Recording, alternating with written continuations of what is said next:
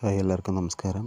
നമ്മുടെ കടയ്ക്കൽ തിരുവാതിരയുമായിട്ട് ബന്ധപ്പെട്ടുള്ള പൊതുയോഗം ഇന്ന് ഉച്ചയ്ക്ക് കഴിഞ്ഞിരുന്നു. അതിൻ്റെ വീഡിയോ എനിക്ക് എടുക്കാൻ പറ്റില്ല, തിരക്കിലായിരുന്നു.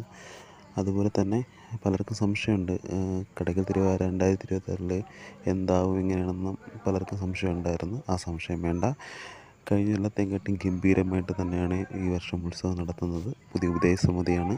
പുതിയ സമിതി ആയതുകൊണ്ട് മാത്രമല്ല, പഴയതുപോലുള്ള യാതൊരു വിഷയം ഉണ്ടാവില്ല. അതുകൊണ്ട് ഉത്സവം ഗംഭീരമായിട്ട് നടത്താൻ തീരുമാനിച്ചു. അപ്പോൾ ഉത്സവം ഗംഭീരമായിട്ടാണ് നടത്തുന്നത്. അപ്പോൾ എല്ലാവർക്കും കടയ്ക്കൽ തിരുവാതിരയിലേക്ക് ഏവർക്കും സ്വാഗതം. എല്ലാവർക്കും സ്വാഗതം. അപ്പോൾ എല്ലാവരും കടയ്ക്കൽ തിരുവാതിരയ്ക്ക് വരിക.